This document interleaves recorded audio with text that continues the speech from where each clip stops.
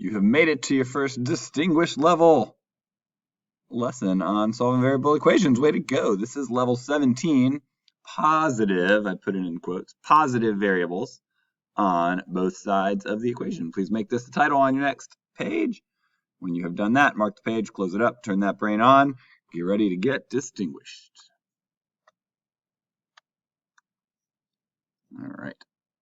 So lots to remind you about. So first, as I said, you have finally made it to your distinguished 8th grade level equations here. So in your beginning level, everything was like one step to solve. So it was something like this, or, this. It was always just one operation to solve. Then in developing, we moved on to 2 operations to solve. So something like that. I'm just making this up as I go. You had to undo 2 operations in some way. We also, in developing, started throwing in things like negatives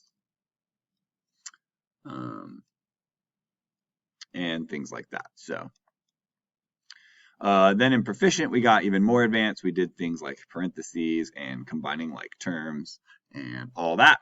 And now we're up to distinguished. In distinguished equations, you're going to start to see variables on both sides of the equation. So that's what's going to be new starting in this one moving forward.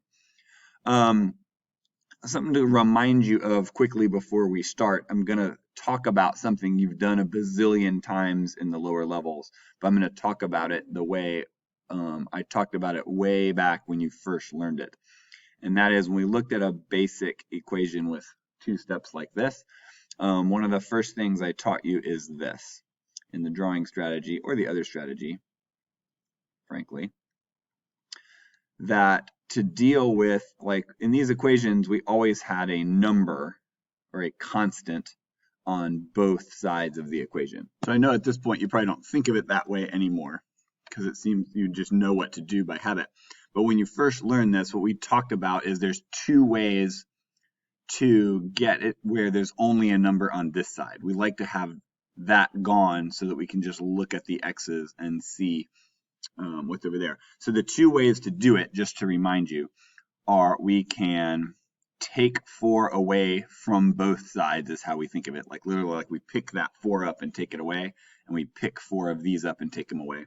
Or another way we could do it, we do this more often when that number is negative. But another thing that would do that is we can put a negative 4 on both sides. Either of those things sort of get rid of that for us, and then we only have a number on one side. Same thing when the constant is negative. We would change this to plus -6, and we would do 4x and -6 and 14. So again, we would like it to be where there's only a number on this side. We don't always talk about it that way, but really our goal is to only have a number on one side, because then it's very easy to tell what x is. So the way we get that, there's 2. You can either take away -6 from both sides, or another way to get rid of that -6 is to put +6 on both sides. Either of those will do it, and you'll end up with just numbers on one side. So I know I haven't talked about that in that way in a while, and I wanted to bring it up because now that we do this distinguished idea where there's variables on both sides, we're going to do something similar. Well, let me show you. So take a look at that equation. For our first time, there are x's here and there are x's here. They're on both sides of the equal sign. That's new, and that's distinguished. Let me show you how to handle it. First of all, when variables are on both sides, much harder to do common sense. Even if you've been pretty good at common sense through the way here, it is tough. I'm not Xing it out because you can't do it, but I am Xing it out because it is pretty challenging to do. So the visual strategy, I'm going to draw this just like you would imagine that I would draw it.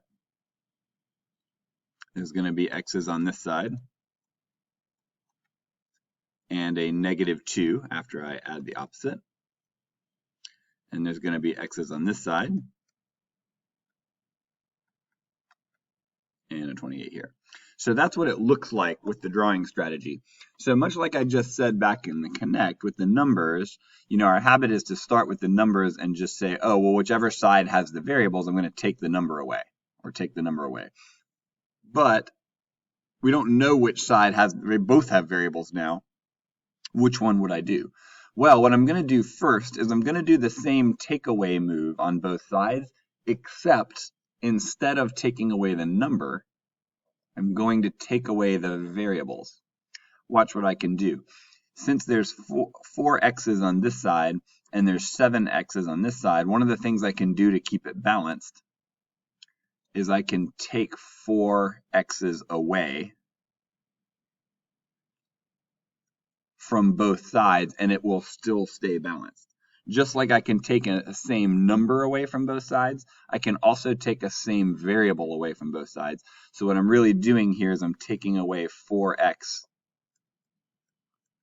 from both sides, and when I do that, I'm going to end up with an equation that looks familiar. Check it out. There's 3 x's left after I take the 4 away, and 28. Now I'm ready to solve that just like I normally would. My first move would be to either take away 28 or add negative 28 on both sides. Either one, same thing. I'll add negative 28 since this is negative. After I do that, I would get negative 30 over here and 3x. And that would mean each x is negative 10. Cool. Let's check and be sure, because that's, oh, let me do inverse operation first, then we'll check. Forgot about that. All right. So inverse operation, as always, it's going to be the same thing. It's just going to look different. It's going to look mathier rather than visual. So the way I'm going to handle that, same move. So if I've got x's on both sides, or variables on both sides, the thing that I've got to do first is get them all on one side. I've got to take away the extra from one side. So there's more x's here, and there's fewer x's here. So I think the logical thing to do is to take away 4x and take away 4x. If I do that, all my x's are off that side, and I'm left just with the negative 2 and the 3x and the 28. Now, if you did the 7 instead of the 4, that would be fine. Let me show you what would have happened. It doesn't matter which one you choose. I also could have taken the 7x off both sides. Then these would be gone, and I would have negative 3x over here. That's also okay. Either way, you'll get the same answer. Doesn't matter which one. If I can make the variables positive or the coefficient positive, I tend to just go ahead and do that. So I'm going to take 4x from both sides, but it doesn't matter. You'll get the right answer either way. So that's gone. Negative 2 equals 3x plus 28. Now my obvious move next is to take away 28. Take away 28. Negative 30 equals 3x, and divide by 3. X equals negative 10. Okay, so I am going to check just so you get in the habit of seeing how we check these when they're on both sides. Remember how this works. I'm going to use substitution to check and substitute in my answer what I think x is in there. So if I'm right, 4 times negative 10 plus negative 2 should be equal to 7 times negative 10 plus 28. Let's see, 4 times negative 10 is negative 40 plus negative 2. This side's negative 42. This side is negative 70 plus 28. That's also negative 42. Both sides match. We got it. All right.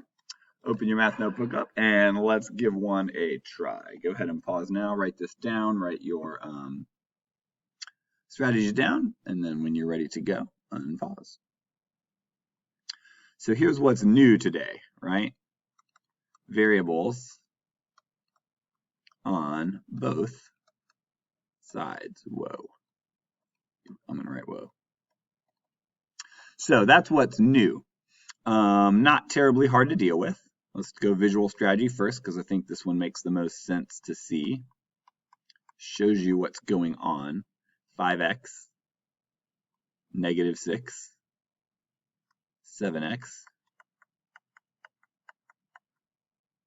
negative 8 after I add the opposite. I'll go ahead and write that in if you would like to. All right, so what I want to do, much like I can take a number off both sides, we can take variables off both sides too. That's the new kind of thing that you're able to do that we've never done before. So what I'm going to do, since this side has fewer, this side has more, I'm going to take all these away from that side, which is fine as long as I take the same number away from this side. So I'm going to take 5 away. After I do that, all the variables are together, all the remaining ones are together on one side, and it's going to look like a problem I'm used to solving. And actually, I don't even really need to do any more work to solve this. I can already just look at it and tell that x equals +1. And I'm done. So that's the new part in the visual strategy. You can take variables off of both sides to help you solve it. Inverse operation, as usual, going to work very similarly. So my plan here is I want to take the variables off of a side. Take variables off one side. It doesn't actually matter which. Like I said in the last example, if you want to take away 7x from both sides, go for it. If you want to take 5x away from both sides, go for it. It doesn't matter. I tend to do the one, this one just seems more logical to me, to take 5 away because there's more than 5 over here. I don't know why, but that just seems like the logical thing to do. But it doesn't matter which if you want to write that. If I had taken 7 away from both sides, it would have been fine. So then I'm going to get -6 left equals 7x minus 8. And now I'm ready for my normal good old, oh, not 7x, 2x steps. I would add 8 on both sides. Get 2 is equal to 2x, divide by 2, and x equals 1. So, not bad, not bad, got the same thing. Let's go ahead and check. If I am right, 5 times 1 plus -6 should be equal to 7 times 1 plus -8. Let's make sure that it is. 5 times 1 is 5, plus -6 is -1. Here, 7 times 1 is 7, plus -8 is also -1. My two sides are equal when I check my answer, and we got it. All right. So y'all, that is how you, for starters, deal with equations when variables are on both sides. I hope that seems like a pretty logical thing to do and just a small next step as you creep your way toward being mega distinguished. If you need to watch this again, please do. And if not, we'll see you on the next one.